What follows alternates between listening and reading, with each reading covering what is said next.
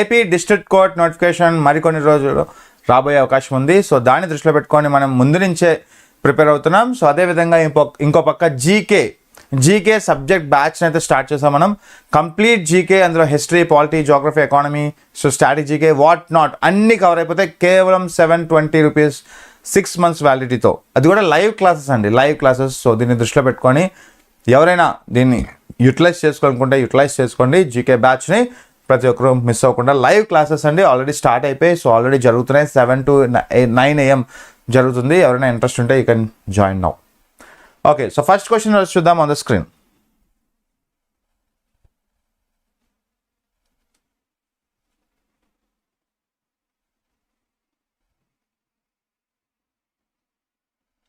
Yes, so voice వస్తుందా?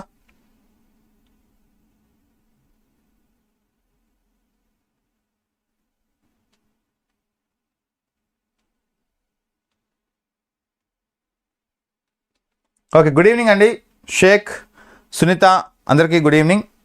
Okay, first question on the screen. When does the entire Earth experience equal days and nights? Day of equinox, day of winter solstice, or at orbital plane, or day of summer solstice? భూమి మొత్తం ఎప్పుడు సమానమైన పగలు మరియు రాత్రులు అనుభవిస్తుంది అంటున్నాడు. Answer B, ఏ. Yes, యాక్చువల్గా మనకి ఎర్త్ గురించి డిస్క్రైబ్ చేసినప్పుడు చెప్పుకుంటామండి ఎర్త్ యొక్క rotation and revolution. Okay, so first of all sun చుట్టూరా మనకి ఎర్త్ రొటేట్ అవుతూ తనకు తానుగా రొటేట్ అవుతూ రెవల్యూషన్ అవుతుంది కదా, రెవల్యూషన్. దాన్నే భ్రమణం అంటాం. భూభ్రమణం అనేది తనకు తాను తిరగడం, భ్రమణం అనేది అరౌండ్ ద సన్ తిరగడం, సూర్యుడి చుట్టూ తిరగడం. సో ఇలా తిరిగినప్పుడు సో భూమికి 4 అంటే భూమి సూర్యుడి చుట్టూ ఒక రెవల్యూషన్ కంప్లీట్ చేయడానికి 365 days పడుతుంది కదా. ఈ 365 days మనకి 4 seasons అయితే మనం చూడగలుగుతాం. అయితే ఇక్కడ అబోవ్ హెడ్, సో ఈ క్వశ్చన్ అడిగారు అనమాట. When does the entire earth experience equal days and nights అంటే అబోవ్ హెడ్స్ అయినప్పుడు, సన్ యొక్క అబోవ్ హెడ్స్ ఖచ్చితంగా these are the autumn and spring seasons. దీన్ని ఈక్వినాక్సెస్ అంటాం. Day of equinox, equal night and equal days. Okay, so ఒక type of విషపత్తులు అంటాం. Very good. ఒకసారి దీనికి సంబంధించిన మనం దగ్గర కూడా వేస్తాం చూడండి. Yes, this is the one of the equinox. అంటే ఇది ఒక టైప్ ఆఫ్ రిప్రజెంటేషన్ మనకి revolution of the earth around sun. Okay, so తిరుగుతున్నప్పుడు మనకి సమ్మర్ సోల్స్టిస్ ఎప్పుడు వస్తుందని అడుగుతారండి. చూడండి, యాక్చువల్గా మనకి నదరన్ హెమిస్ఫియర్ కదా, we are in northern hemisphere and eastern సైడ్లో ఉన్నాం. సో అయితే దీన్ని దృష్టిలో పెట్టుకుంటే సో సమ్మర్ సోల్స్టిస్ June 20 నుంచి 22, డిసెంబర్ సోల్స్టిస్ మనకి వింటర్లో వస్తుంది. వింటర్ సోల్స్టిస్ అంటాం మనకి, అంటే experiencing some northern hemisphere experiencing some lower sunlight from sun.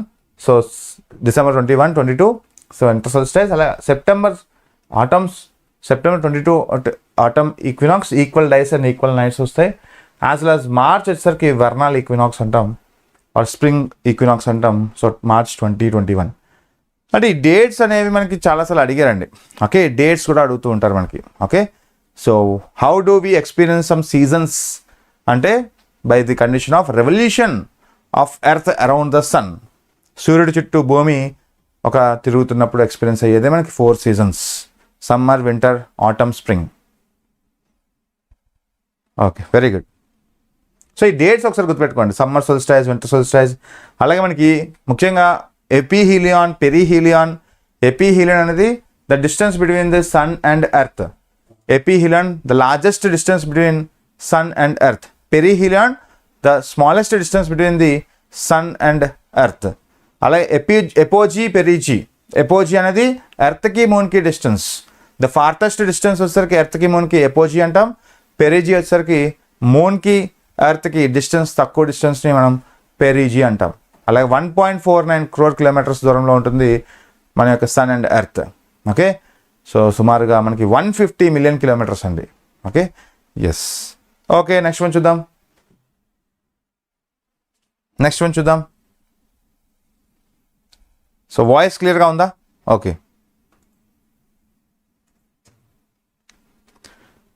Yes, next try చేయండి. ఒక type of traditional, okay, art and culture నుంచి కూడా క్వశ్చన్స్ అడుగుతున్నారు మనకి. రీసెంట్గా చూసాం ఆల్రెడీ ఏపీ హైకోర్టులో. సో దాన్ని దృష్టిలో పెట్టుకొని మనం ఆర్ట్ అండ్ కల్చర్ క్వశ్చన్స్ కూడా చూద్దాం. చూడండి, Bhavai and Kalbelia as a traditional dance forms of the genesis of which Indian state? Punjab, Odisha, Assam, Rajasthan. So మనకి రీసెంట్గా కూడా అడిగారు ఇది. బవాయి అనే ఫోక్ డ్యాన్స్ మనకి ఏపీ హైకోర్టులో కూడా అడిగారు ఎగ్జామ్లో. Yes, clear. డి. ఎస్. అయితే అస్సాం సంబంధించిన టైప్ ఆఫ్ డ్యాన్స్ బిహు అండి. ఓకే, అస్సాం సంబంధించిన ట్రైబల్ డ్యాన్స్ ఒకవేళ మనకి అడిగితే one of the folk dance అంటాం బిహు. ఎస్, అంతే కదా. అలా పంజాబ్ అనగానే పంజాబ్ వచ్చేసి గిద్దా. ఓకే, గిద్దా, బాంగ్రా మీకు బాగా ఫేమస్ కదా, బాంగ్రా డ్యాన్స్. బాంగ్రా కానీ గిద్దా కానీ. సో ఇంకా ఏమైనా ఎక్స్ట్రా ఇన్ఫర్మేషన్ ఉంటే కూడా తెలియజేయండి. ఓకే, మీ యొక్క ఫెలో ఫ్రెండ్స్కి ఉపయోగపడుతుంది. Okay, yes. అలాగే మనకి రాజస్థాన్కి సంబంధించిన డాన్సెస్ మనకి one of the Bhavai and Kalbelia. Good evening అండి Ghaus, good evening. Very good. Okay, so అయితే మనకి బవాయి అనేది యాక్చువల్గా ఒక టైప్ ఆఫ్ ఒరిజినల్గా అయితే ఉమెన్స్ వేసే ఒక టైప్ ఆఫ్ ఫోక్ డ్యాన్స్ అండి. బట్ అది ఉమెన్స్ అండ్ మెన్స్ కూడా రీసెంట్గా మనకు చూస్తున్నాం వేసినట్టు. ఓకే, సో అంటే tracing back to the history తీసుకుంటే ఎప్పటి నుంచో తీసుకుంటే మనకు ఉమెన్స్ ప్రాక్టీస్ చేస్తారు. బట్ ఇప్పుడు మనకి మెన్ అండ్ ఉమెన్ ఇద్దరు కూడా ప్రాక్టీస్ చేస్తుంటారు. Yes, clear. Okay, next one. So ఇలా మనకి ముఖ్యంగా డాన్సెస్ గురించి ఎక్కువగా ఫోకస్ చేయండి. ఓకే, నెక్స్ట్ వన్ ట్రై చేయండి. ఐఎస్ఓ సర్టిఫికేషన్ గురించి ఒక question. Yes, right. ISO certification pertains to environment management system అండి. పర్యావరణ నిర్వహణ వ్యవస్థలకు సంబంధించిన ఏ ఐఎస్ఓ ధృవీకరణ. సో ఐఎస్ఓ సర్టిఫికేట్ అనేది మనకి నెంబర్స్ ఉంటాయి. ఎన్విరాన్మెంట్ సంబంధించింది అండి. Yes, Vinod Kumar, good evening. Pot dance. Yes, పర్యావరణ నిర్వహణ వ్యవస్థలకు సంబంధించి ఏ ఐఎస్ఓ? సియా 9001. ఎస్, అంటే 9000 ఫ్యామిలీ అంటాం.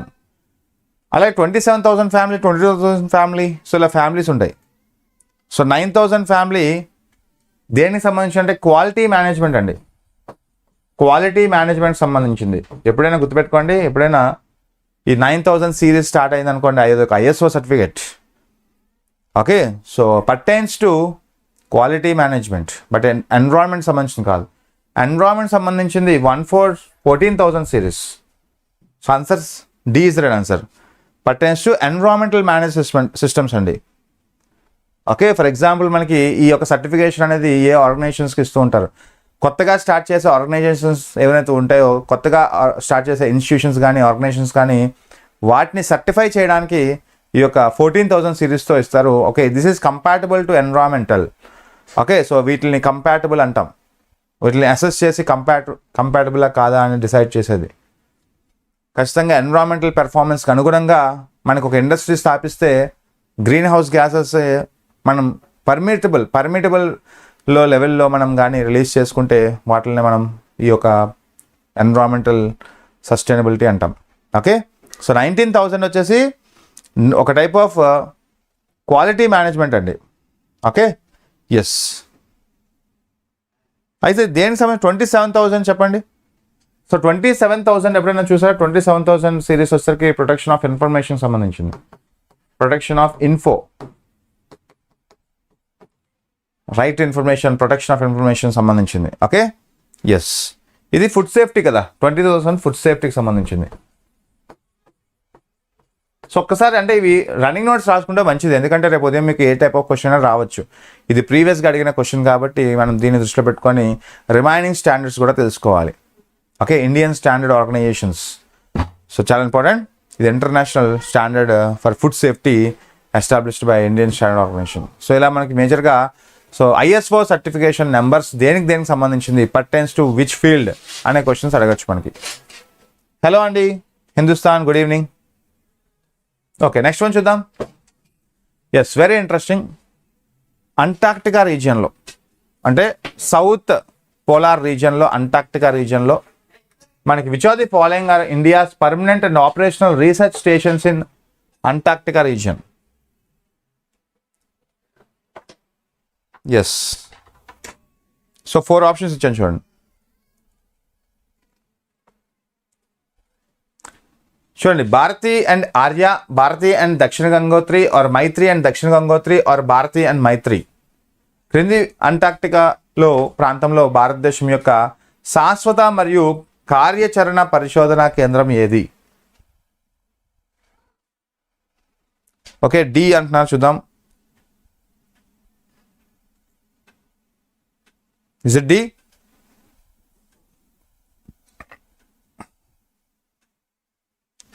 చూడండి, ఆపరేషనల్ అండి.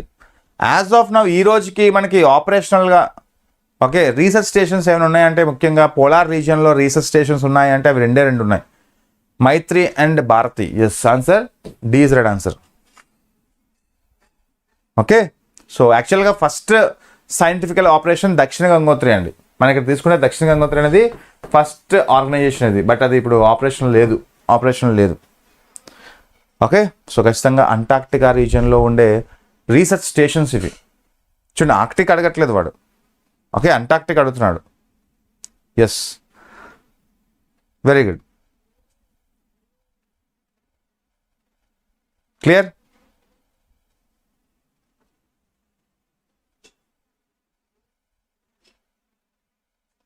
సో వాయిస్ క్లియర్గా ఉందా? Yes, okay clear. అయితే మైత్రి ఎప్పుడు ఎస్టాబ్లిష్ చేశారు చెప్పండి? మైత్రి అనేది 1989లో అండి. సో ఇది కూడా ఒక చిన్న type of extra information. So ఒక type of Maitri, very important. Okay, so Dakshin Gangotri, Maitri, Bharati 3 చేసాం. బట్ మనకి దక్షిణ గంగోత్రి ప్రజెంట్ అయితే ఆపరేషనల్ కాదు. ఇట్ ఈస్ మనకి ఒక టైప్ ఆఫ్ కమిషన్ లేదు. సో భారతి అండ్ మైత్రి మనకు గుర్తుపెట్టుకోండి. ఓకే,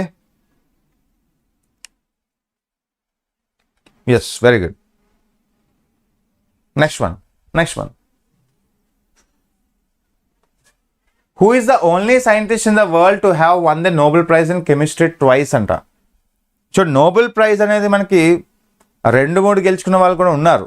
బట్ కెమిస్ట్రీలో 2 సార్లు ట్వైస్ గెలుచుకున్న ఎవరు?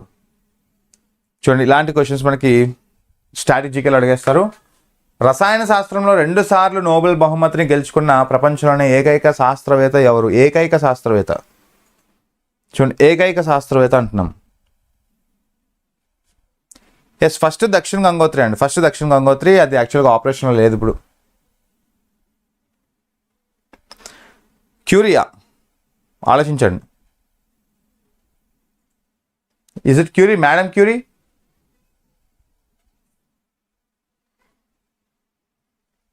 ఇంకా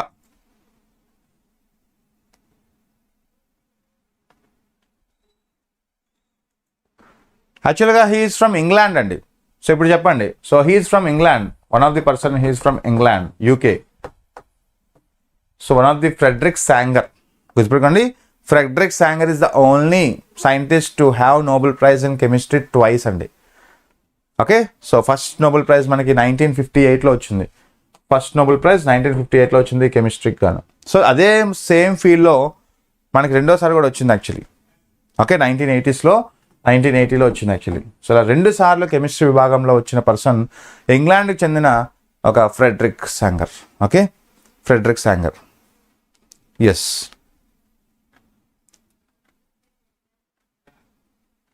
వెరీ గుడ్. ఎస్, అసలు దేనికి వచ్చింది అని కూడా అడుగుతారు, ఒకవేళ అడుగుతాయి. ముఖ్యంగా ఏ సబ్జెక్ట్ సంబంధించింది. ఫర్ ఎగ్జాంపుల్ 1958లో ఫస్ట్ టైం మనకి స్ట్రక్చర్ ఆఫ్ ప్రోటీన్స్ కోసం వచ్చిందండి. సబ్జెక్ట్ ఏంటంటే స్ట్రక్చర్ ఆఫ్ ప్రోటీన్స్. ఓకే, అలాగే మనకి సెకండ్ టైం వచ్చేసి డిఎన్ఏకి సంబంధించింది వచ్చింది. డిఎన్ఏకి సంబంధించిన థియరీ కోసం మనకి రావడం జరిగింది నోబెల్ ప్రైజ్, ఇలా Frederick Sanger. Physics and chemistry అయితే మేడం క్యూరీ. ఎస్, అదే. సో 2 నోబెల్ ప్రైజెస్ మనకి ఫిజిక్స్ అండ్ కెమిస్ట్రీ విభాగంలో వచ్చింది మేడం క్యూరీ. సో అందుకనే ఇక్కడ ట్వైస్ ఇన్ కెమిస్ట్రీ అన్నాం. ఫ్రెడరిక్ సాంగర్ ఒక్కసారి మైండ్లో గుర్తుపెట్టుకోండి, రేపు ఉదయం వచ్చే అవకాశం ఉంటుంది. ఓకే, ఒకవేళ అడిగితే మనకి ఈ type of DNA and structure of proteins అని గుర్తుపెట్టుకోండి. Answer B is right answer, Frederick Sanger. Yes, very important మనకి ఒక టైప్ ఆఫ్ రివర్ సిస్టమ్స్ గురించి ఒక type of question. Okay, in the context of rivers and the tributaries which are the following pairs are correct. నదులు మరియు వాటి ఉపనదుల యొక్క సందర్భంలో క్రింది వాటిలో ఏది సరైంది?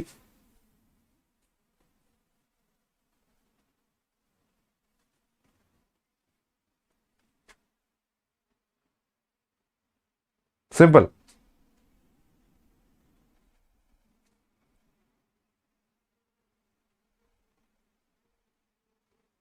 Yes, keep going. So is B D. So B ఎందుకు అవుతుందండి? B is it correct? Krishna Manjira అండి. మంజీరా అనగానే మనకి గోదావరి కదా. కబిని మనకి కబిని యాక్చువల్గా కబిని కానీ మేజర్గా అమరావతి. ఓకే, సో ఎస్, ఖచ్చితంగా అమరావతి, ముఖ్యంగా భవానీ, హైమావతి, ఇవన్నీ కూడా ఒక టైప్ ఆఫ్ కావేరీ యొక్క ట్రిబ్యూటరీ.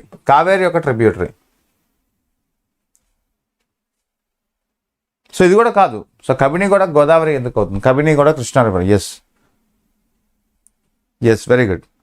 సుబాన్సరి మనకి బ్రహ్మపుత్ర కదా, బ్రహ్మపుత్ర యొక్క ట్రిబ్యూటరీస్. సో బ్రహ్మపుత్ర యొక్క ట్రిబ్యూటరీస్లో మీరు మెయిన్గా గమనిస్తే సో లోహిత్, సుబాన్సరి, ధన్సరి, అలాగే మనకి రైడక్, తీస్తా అన్ని బ్రహ్మపుత్ర యొక్క ట్రిబ్యూటరీస్. అల్కనంద, పిండార్ అనేది రైట్ యాక్చువల్గా. ఎందుకంటే సో మీరు గమనిస్తే అల్కనంద అనేది వన్ ఆఫ్ ది చార్ధామ్ యాత్రాస్లో one of the yatra Alaknanda అనేది మేజర్గా మనకి బద్రీనాథ్ నుంచి వచ్చే ఫ్లోయర్ రివర్. చూడండి, బద్రీనాథ్ నుంచి వచ్చే రివర్ అల్కనంద అంటాం. అల్కనందలో మనకి మళ్ళీ ఇంకొక కలిసే రివర్ పిండార్ గంగా. సో ఈ రెండూ కలిస్తే ఒక ప్రయాగ్ ఫామ్ అవుతుంది. సో చూడండి, బద్రీనాథ్ నుంచి వచ్చే రివర్ అల్కనందలో మనకి పిండార్ గంగా వస్తుంది, పిండార్ గంగా అంటాం. ఈ రెండు కలిసే పొజిషన్ ఏమంటాం? కాన్ఫ్లుయెన్స్ ఏమంటాం? ఆ రెండింటిని అంటే ప్రయాగ్ అంటాం యాక్చువల్గా. What type of Prayag? Pindar Ganga, Alaknanda కలిస్తే కర్ణప్రయాగ్ అంటాం. Okay, what is that? Karnaprayag అంటాం. గుర్తుపెట్టుకోండి. ప్రయాగ్ అంటే ఏంటి? కాన్ఫ్లుయెన్స్ అనమాట. ప్రయాగ్ అంటే కాన్ఫ్లుయెన్స్. Okay, yes. యాక్చువల్గా so D is right answer. Manjira మనకి కృష్ణా కాదండి.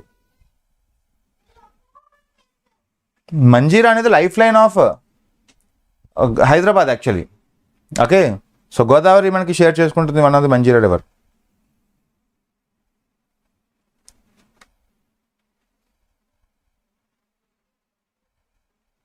ఓ,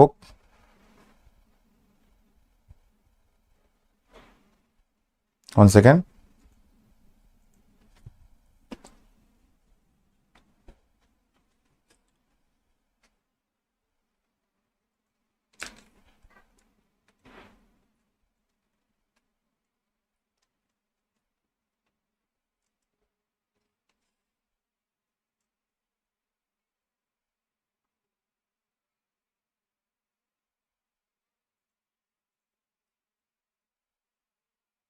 yes, Karnaprayag.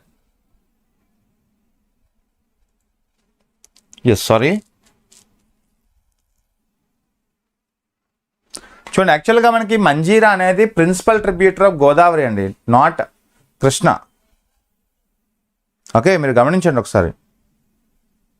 So Manjira river actual principal tributary of Godavari river. Okay, మనకి ముఖ్యంగా మహారాష్ట్ర నుంచి స్టార్ట్ అవుతుంది. ఒక టైప్ ఆఫ్ బాల్ఘాట్ రేంజ్ అనగానే మనకి మైన్స్ గుర్తు రావాలి. మధ్యప్రదేశ్లో Balaghat mines is famous for copper. So ఇలా మనకి లింకప్ చేసుకోవచ్చు. So primary distributary actually. So primary distributary మనకి గోదావరికి primary distributary one of the Manjira. Okay, చూడండి ఇక్కడ మైనర్ ఉంటుంది, మేజర్ ఉంటుంది actually. Yes, okay, next one. So యాక్చువల్గా అల్కనంద అండ్ పిండార్. ఎస్, మంజీర్ ప్రాణహిత. అవును, ఓకే, మంజీరా, ప్రాణహిత ఇవన్నీ కూడా మనకి one of the tributaries of మనకి గోదావరి. సో మీరు గమనిస్తే ఇక్కడ ఒకసారి యమునోత్రి, గంగోత్రి, కేదార్నాథ్ అండ్ బద్రీనాథ్ ఈ 4 చార్ధామ్ యాత్ర. యమునోత్రి, గంగోత్రి, కేదార్నాథ్, బద్రీనాథ్ నుంచి యమునోత్రి నుంచి యమునా నది ఫ్లో అవుతుంది. గంగోత్రి నుంచి భగీరథి, ఓకే మనకి గంగోత్రి నుంచి భగీరథి ఫ్లో అవుతుంది. కేదార్నాథ్ నుంచి Mandakini, as well as Badrinath నుంచి అల్కనంద. ఓకే, సో ఈ అల్కనందాలో మనకి డిఫరెంట్ ప్రయాగ్స్ ఫామ్ అవుతాయి. ఫర్ ఎగ్జాంపుల్ మనకి ధౌలగంగా, అల్కనంద అనేది చాలా మేజర్ ఇంపార్టెంట్ రివర్ అండి. అల్కనంద ప్లస్ ధౌలగంగా వచ్చేస్తే మనకి విష్ణు ప్రయాగ్ అంటాం. అలాగే మనకి అల్కనందాతో పాటుగా మనకి నందప్రయాగ్, రెండోది నందప్రయాగ్.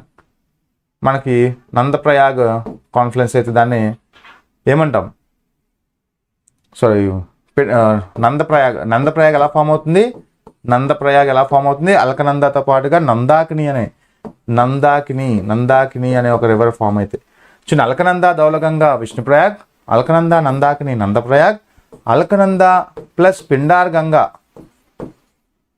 మనకి కర్ణప్రయాగ్. ఇప్పుడు ఇదే క్వశ్చన్ అడిగాం. ఓకే, అలాగే అల్కనంద అండ్ మందాకిని రుద్రప్రయాగ్ అంటాం. అలాగే అల్కనంద ప్లస్ భగీరథి దేవప్రయాగ్ అంటాం. ఇదే గంగా నది.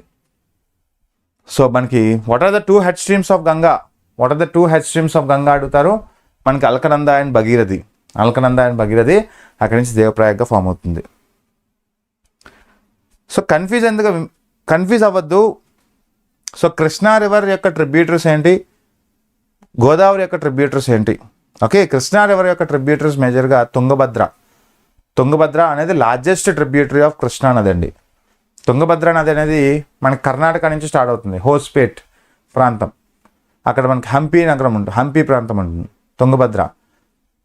ఓకే, సో అంటే కామెంట్స్ రూపంలో చాలామంది ఇచ్చారు కానీ రాంగ్. సో నేను కూడా కన్ఫ్యూజ్ అయింది, అందరూ ఇచ్చేసారు actually.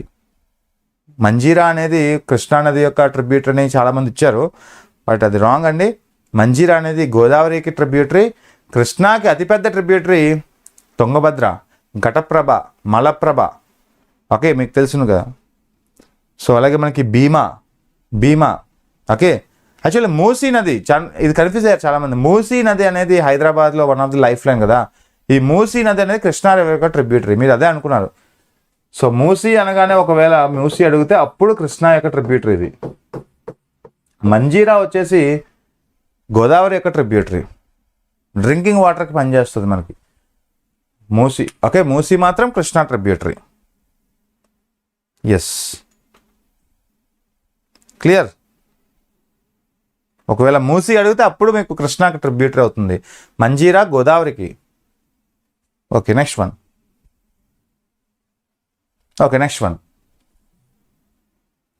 Which of the following monuments is not a part of Qutub complex? Yes, interesting.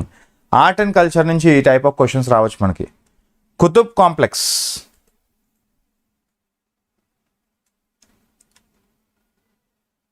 Life line of Hyderabad Manjira. యాక్చువల్గా మంజీరా వాటర్తో కూడా మనకి బాతింగ్, ఓకే స్నానాలు చేయడం, డ్రింకింగ్ వాటర్ ఇవన్నీ కూడా చేస్తుంటారు హైదరాబాద్లో వాళ్ళు maximum. Okay, next one. Longest tributary of Krishna మనకి తుంగభద్ర. ఓకే, ఇక్కడ ఇచ్చిన వాటిల్లో which are the following monuments is not a part of Qutub complex అంట. రైట్.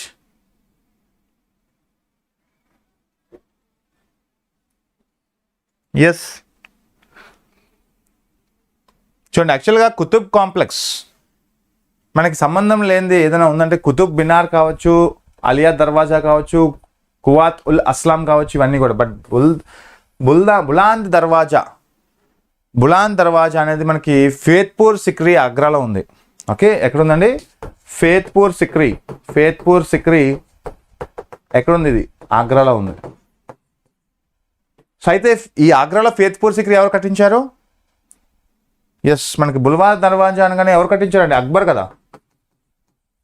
సో అక్బర్ కట్టించారు. ఒకవేళ అడుగుతుంటారు కుతుబ్ మినార్, ఈ అల్వా దర్వాజా అండ్ కుత్వర్ ఉల్ మాస్క్ అనేవి మనకి కుతుబిన్, okay one of the Qutub complex సంబంధించినవి, కుతుబిన్ ఐబక్ ఫ్యామిలీకి సంబంధించినవి. బట్ ముఘల్ సంబంధించినవి మనకి ఇక్కడ బులంద్ దర్వాజా అక్బర్ కట్టించారు. సో చాలా డిఫరెన్స్ ఉంటుంది. ఓకే, ఎస్, యాక్చువల్గా మొఘల్స్ అప్పట్లో గుజరాత్ని ఓడించినందుకు గాను ఇది ఒక విక్టరీ సింబల్గా ప్రతిష్ఠించారు actually. Okay, Mughal under the Akbar rule గుజరాత్ని ఓడించినందుకు, గుజరాత్ లాంటి ప్రావిన్సెస్ని ఓడించినందుకు విక్టరీగా దీన్ని కట్టించడం జరిగింది. సో అందుకే చాలా ఇంపార్టెంట్. Yes, very good. ఆగ్రాలో ఉంది యాక్చువల్లీ. ఓకే, ఇది ఒక వరల్డ్స్ మనకి ముఖ్యంగా హెరిటేజ్ మొఘల్ ఆర్కిటెక్చర్కి ఎగ్జాంపుల్ అండి.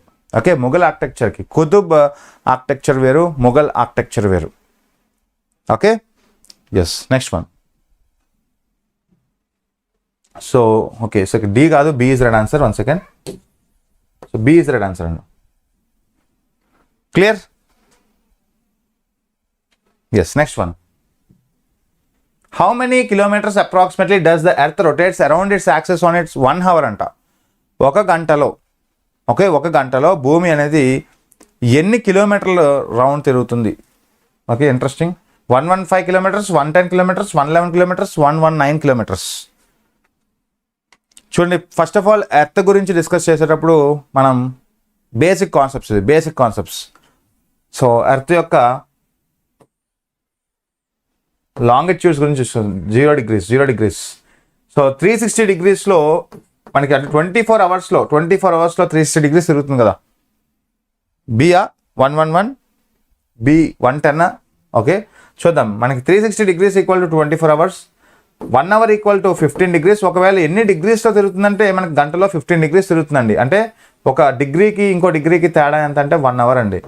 అదే కిలోమీటర్స్లో చెప్పాలంటే మనకి 111 కిలోమీటర్స్. ఎస్, గుర్తుపెట్టుకోండి.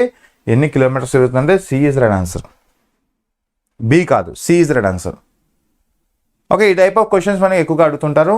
సో గుర్తుపెట్టుకోండి. అలాగే 1 డిగ్రీ అనగానే సో జనరల్గా 60 మినిట్స్ కదా. మనకి 15 degrees equal to 1 hour 60 minutes. అంటే 1 అవర్ అంటే 60 మినిట్స్. 1 డిగ్రీ ఈక్వల్ టు మనకి మళ్ళీ బై చేస్తే 60/15 4 మినిట్స్. సో అంటే ఒకవేళ భూమి అనేది ప్రతి 4 నిమిషాలకు ఒక్కొక్క డిగ్రీ తిరుగుతూ వెళ్తుంది అనమాట. ఓకే, ప్రతి 4 నిమిషాలకు ఒకసారి ఒక డిగ్రీ తిరుగుతుంది అనమాట. అలాగే 360 డిగ్రీస్ అనమాట. 360 డిగ్రీస్ అనేది మనకి 24 అవర్స్లో కంప్లీట్ చేస్తుంది.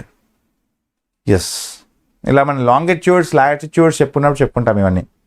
అక్షాంశాలు, రేఖాంశాలు అంటే ఇవి లాంగిట్యూడ్స్, అక్షాంశాలు అంటే లాటిట్యూడ్స్. లాటిట్యూడ్స్ వల్ల న్యాచురల్ వెజిటేషన్ తెలిస్తే, లాంగిట్యూడ్స్ వల్ల టైం జోన్స్ తెలుస్తాయి మనకి. ఓకే, మనం ఎంత టైం జోన్లో డిఫరెన్స్లో ఉన్నామంటే 0 డిగ్రీకి మనం ఒక టైప్ ఆఫ్ ఎంత ఈస్టర్న్లో ఉన్నాం. సో అంటే ప్లస్ హెడ్లో ఉన్నాం. సో 530 అవర్స్ దూరంలో ఉన్నామండి. సో జనరల్గా 0 డిగ్రీస్ నుంచి మనం 82.5 డిగ్రీస్ దూరంలో ఉన్నాం.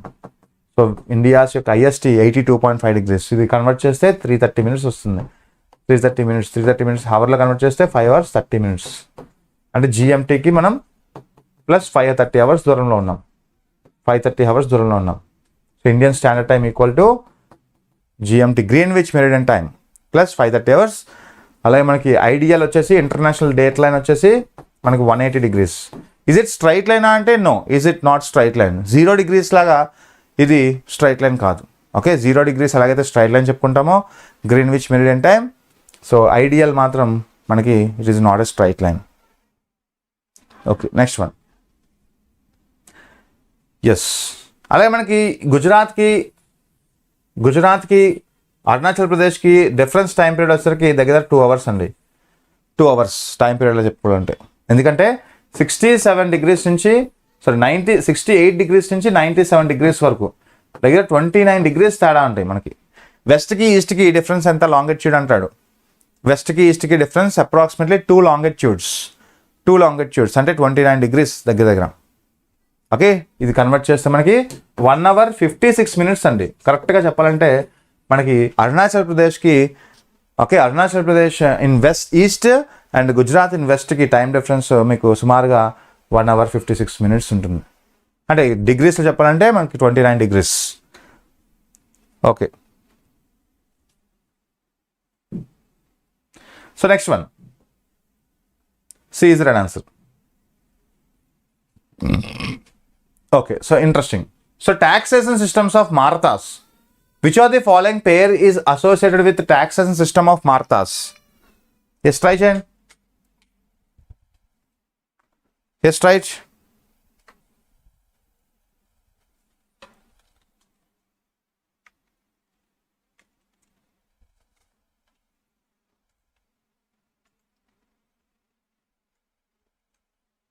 బియా iqta and jagir, chauth and sardeshmukhi, or zat and sawar, or polaj and parauti. చూడు కాంబినేషన్ ఆఫ్ క్వశ్చన్స్ చూస్తున్నాం మనం ఈరోజు. కాంబినేషన్ ఆఫ్ క్వశ్చన్స్ చూస్తున్నాం. బి 1/4 చౌత్. Very good. అయితే మనకి పొలాజ్ అండ్ పౌరతి మనకి ఏ యొక్క అడ్మినిస్ట్రేషన్లో ట్యాక్స్ సిస్టమ్ చెప్పండి? ఎస్, కరెక్ట్ ఆన్సరే, నో డౌట్. మనకి మార్తా ఎంపైర్లో ఎక్కువ ట్యాక్సేషన్ సిస్టమ్స్ యూజ్ చేసేవారు. మనకి one of the chauth and sardeshmukhi. అలాగే మనకి సో ఇది జత్ అండ్ సవార్ అనేది ఏ కాలంలో ఒక టైప్ ఆఫ్ ట్యాక్స్ విధించేవారు? అలాగే ఇక్తా అండ్ జాగీర్, సింపుల్ చెప్పండి. చౌత్ అనేది డైలీ ట్యాక్స్ అండి. యాక్చువల్లీ చౌత్ అనేది డైలీ ట్యాక్స్, మనకి రోజు పన్ను కట్టేవారు అనమాట. సో జనరల్గా మనం ఇప్పుడు ఒక టైప్ ఆఫ్ వస్తువు కొంటే వాటి మీద ఇండైరెక్ట్ ట్యాక్స్ కడుతున్నాం కదా. మనం ఒక వస్తువు కొన్నా, ఒక పెన్ కొన్నా ఒక ఇండైరెక్ట్ ట్యాక్స్ కట్టాలి మనం. Okay, like excise duty, customs duty, service duty, ఇలా. అలాగే చౌత్ అనేది ఒక ఇండైరెక్ట్ ట్యాక్స్గా భావించేవారు. ఓకే, డైలీ ట్యాక్స్ కట్టేవారు. ఓకే, సో మనకి ఇది ఒక ట్రిబ్యూట్గా, ఇది ఒక ఎవరు లెవీ చేశారంటే మార్తా ఎంపైర్ లెవీ చేశారు ముఖ్యంగా. Yes yes 1/4. అవును, 1/4 అండి. సో చౌత్ అనేది 25% లాభం తీసుకునేవారు అనమాట. 100 రూపాయలు వస్తే అందులో 25 రూపీస్ ట్యాక్స్ కింద తీసుకునేవారు. అంటే 1/4 ట్యాక్స్ అనమాట. 1/4 ట్యాక్స్ గుర్తుపెట్టుకోండి. What is the tax? What is the chauth tax అంటే 1/4 ట్యాక్స్. ఓకే, సో అలాంటి క్వశ్చన్స్ కూడా అడుగుతారు. ఎస్ సార్, సర్దేశ్ముఖ్ అనేది సో ఎక్స్ట్రా అనమాట. ఇప్పుడు ఫర్ ఎగ్జాంపుల్ సెజ్ ఉంటుందా? సెజ్ అంటే ఏంటి? ఒక type of temporary tax levied on temporary basis cess అంటాం. Like for example education cess అంటాం. ఓకే, సో ఇటువంటి హెల్త్ సెజ్ అంటాం. సో ఒక సర్టెన్ ట్యాక్స్ మనకి టెంపరీగా గవర్నమెంట్ ఆఫ్ ఇండియాకి డబ్బు వచ్చేంత వరకు టెంపరీగా లెవీ చేసే ఒక ట్యాక్సే మనకి సెజ్ అంటాం. SEZ on, tax on particular tax. అలా సర్దేశ్ముఖి అనేది ఒక టైప్ ఆఫ్ ఎక్స్ట్రా 10% ట్యాక్స్ అనమాట విధించేవారు. అంటే ఎక్సెస్ ట్యాక్స్ పొందడానికి ఎక్స్ట్రా 10% ట్యాక్స్ వేసేవారు. దాన్నే సర్దేశ్ముఖి అంటాం. ఇవన్నీ కూడా మార్తా ఎంపైర్స్ మనకి లెవీ చేసే ఒక టైప్ ఆఫ్ ట్యాక్సెస్ అండి. అండర్ మొఘల్ కంట్రోల్లో ఉండేవి యాక్చువల్లీ. ఓకే, సో ఖచ్చితంగా ల్యాండ్స్ ఏవైతే ఉంటాయో మొఘల్ కంట్రోల్లో ఉండే ల్యాండ్స్ ఉంటాయి కదా, ఆ ల్యాండ్స్పై విధించే ఒక టైప్ ఆఫ్ ట్యాక్సెస్ అనమాట ఈ జత్ అండ్ సర్దేశ్ముఖి. చౌత్ అనేది daily tax 1/4 of tax కండిచ్చేవారు. Sardeshmukhi అనేది అంతకన్నా కొంచెం ఎక్స్ట్రా ట్యాక్స్ అనమాట, 10% ఎక్స్ట్రా ట్యాక్స్. అలాగే పొలాజ్ అండ్ పౌరతి అనేది మనకి one type of which tax అని అడుగుతాడు మనకి. మొఘల్స్, ఇది కూడా మొఘల్స్ డైరెక్ట్గా మొఘల్ ఎంపరర్స్ కలెక్ట్ చేసే ట్యాక్స్ని మనకి పొలాజ్ అండ్ పౌరతి అంటాం. Very good. Like surplus tax, yes, tax on tax అంటాం, సెజ్. Okay, yes. అలా ఇక్తా అండ్ మనకి ఇక్తా అనగానే మీకు తెలిసిపోద్ది. ఇక్తా సిస్టమ్, జాగీర్ సిస్టమ్ అనేది ఒక ఢిల్లీ సుల్తనేట్స్ పరిచయం చేశారండి. ఢిల్లీ సుల్తనేట్స్. ఓకే, గుర్తుపెట్టుకోండి, ఇక్తా సిస్టమ్ ఒక టైప్ ఢిల్లీ సుల్తనేట్స్. ఓకే, సో అలాగే జత్ అనేది కూడా మనకి యాక్చువల్గా జత్ అనేది కూడా ఒక మిలిటరీ అఫీషియల్స్ మీద వేసేది. లైక్ మనకి మిలిటరీ అఫీషియల్స్ సంబంధించింది ఇది. లైక్ ఇది కూడా మనకి మొఘల్ సంబంధించిందే. Very good, very good, clear. Okay, so ఇలా మనకి టైప్ ఆఫ్ టాక్సేషన్ సిస్టమ్ గురించి మనకు ఒక క్వశ్చన్ రావచ్చు రేపు ఉదయం ఎగ్జామ్లో. చూడండి, ఇవన్నీ కవర్ చేయాలండి మనం. సబ్జెక్ట్లో ఇవన్నీ కవర్ చేస్తే మనకి ఈజీగా నోట్స్ ఉంటుంది, పీడిఎఫ్ ఉంటుంది, రెగ్యులర్గా చదువుకోవచ్చు. Next, in which year was NABARD established అంట. బ్యాంకింగ్లో ఒక టైప్ ఆఫ్ క్వశ్చన్. నాబార్డ్ ఎప్పుడు ఎస్టాబ్లిష్ చేశారు? సింపుల్గా national bank for agriculture rural development. National bank for agri and rural development. ఈ నాబార్డ్ అనేది ఏంటంటే ఒక టైప్ ఆఫ్ డెవలప్మెంటల్ బ్యాంక్ అండి, ఒక ఇంటర్మీడియటరీ బ్యాంక్ అనమాట. అంటే ఒక commercial bank like like SBI లాంటి బ్యాంక్కి ఒక ఫార్మర్కి మధ్యలో ఒక ఇంటర్మీడియటరీ బ్యాంక్ నాబార్డ్. అంటే ఎస్బీఐ నాబార్డ్కి ఇస్తే నాబార్డ్ అనేది ఫార్మర్స్కి ఇస్తుంది లోన్స్. 100 రూపాయలు ఇచ్చింది అనుకోండి నాబార్డ్, ఎస్బీఐ నాబార్డ్కి 100 రూపాయలు పంపిస్తే నాబార్డ్ వచ్చేసి అందులో 75 రూపాయలు ఖచ్చితంగా ఫార్మర్స్కి లోన్స్ కింద ఇవ్వాలి. ఓకే, అలాంటి నాబార్డ్ అనేది ఒక స్పెషలైజ్డ్ బ్యాంక్ అంటాం, ఒక డెవలప్మెంటల్ బ్యాంక్ అంటాం, ముఖ్యంగా అగ్రికల్చర్ ఫార్మర్స్కి లోన్స్ ఇచ్చే బ్యాంక్. అటువంటి నాబార్డ్ యొక్క స్థాపన మనకి 1982లో జరిగింది కదా. ఎస్, 1982 July 12th అవును. ఓకే, సో అలాగే నాబార్డ్ యొక్క అసోసియేట్స్ ఏంటి అంటే మనకి నాప్ కిసాన్ అని, నాప్ఫిన్ అని. So what are the NABARD associates అంటాడు. 100% నాబార్డ్ నడిపిస్తున్న సంస్థలు ఏంటంటే నాప్ఫిన్, నాబార్డ్ ఫైనాన్స్ అనమాట, నాప్ఫిన్ అంటాం, నాప్ఫిన్. అలాగే నాప్ కిసాన్. ఓకే, సో అలా మనకి టైప్ ఆఫ్ ఆర్ఐడిఎఫ్ కూడా. ఆర్ఐడిఎఫ్ అంటే రూరల్ డెవలప్మెంట్ ఇన్ఫ్రాస్ట్రక్చర్ ఫండ్ అండి. Rural development. Yes, Sivaraman committee recommendations. అవును, శివరామన్ రికమెండేషన్స్ ద్వారా మనకి వచ్చింది టైప్ ఆఫ్ నాబార్డ్. ఓకే, ముఖ్యంగా ఆర్ఐడిఎఫ్ అంటే రూరల్ ఇన్ఫ్రాస్ట్రక్చర్ డెవలప్మెంట్ ఫండ్ ఏదైతే ఉంటుందో అది మిగులు నిధులు ఏవైతే ఉంటాయో ఆ మిగులు నిధుల నుంచి మనకి డెవలప్మెంట్ ఆఫ్ రూరల్ రోడ్స్ కానీ, రూరల్ శానిటేషన్ కానీ, రూరల్ ఇన్ఫ్రాస్ట్రక్చర్ కానీ ఖర్చు పెడుతుంది ఆ యొక్క డబ్బుతో. ఫర్ ఎగ్జాంపుల్ ఇప్పుడు 75% ఉంది కదా, ఖచ్చితంగా ఫార్మర్కి 75 రూపాయలు ఇవ్వాల్సిందే. ఫర్ ఎగ్జాంపుల్ ఒక సంవత్సరానికి 65% ఇచ్చింది అనుకోండి, రిమైనింగ్ 10% ఏదైతే ఉంటుందో అది ఆర్ఐడిఎఫ్లో కన్వర్ట్ అయిపోతుంది.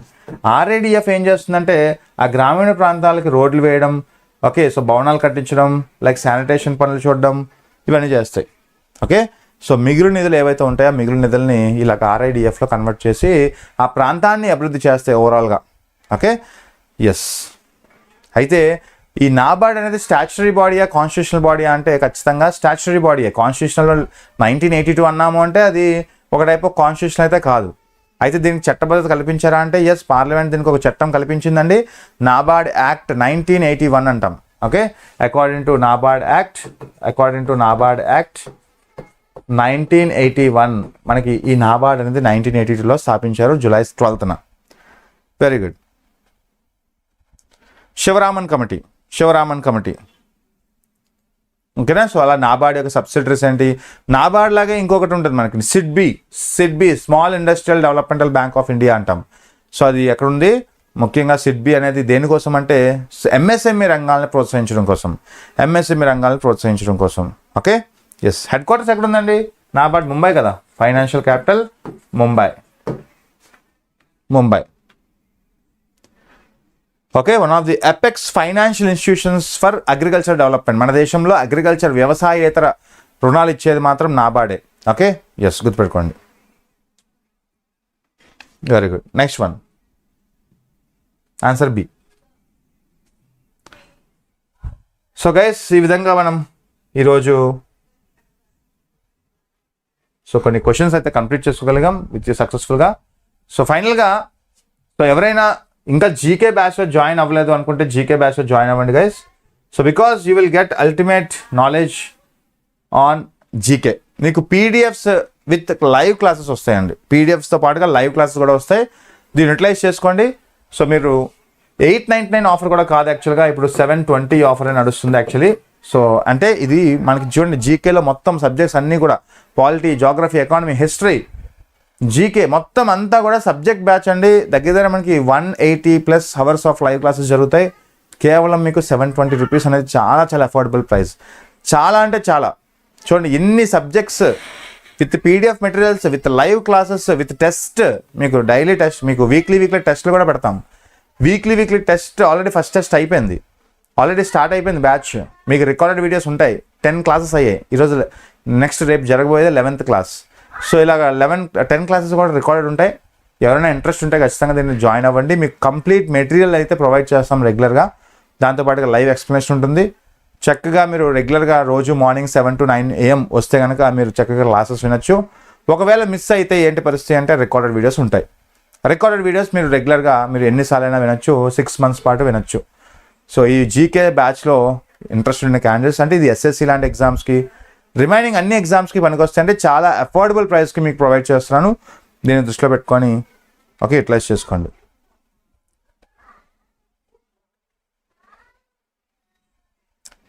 ఎస్, యాక్చువల్గా ఇది సబ్జెక్ట్ బ్యాచ్ అండి, సబ్జెక్ట్ బ్యాచ్ ఇది. ఓకేనా. సో సబ్జెక్ట్ బ్యాచ్ మాత్రమే. Okay, so thank you so much. అలాగే ఇంకా ఎవరైనా సబ్స్క్రైబ్ చేసుకోకపోతే ఛానల్ని సబ్స్క్రైబ్ చేసుకోండి. మనకి యాప్ ఉంటుంది, మీరు ఫ్రీ టెస్ట్ సిరీస్ రాసుకోవచ్చు, చక్కగా ఎంజాయ్ చేయొచ్చు. మీరు యాప్లో క్వాలిటీ మెటీరియల్ అయితే ప్రొవైడ్ చేస్తాం. సో క్వాలిటీ టెస్ట్లు కానీ ఇవన్నీ కూడా మీరు చక్కగా ఎగ్జామ్ ప్రిపరేషన్కి సరైన యాప్ అండి. ఓకే,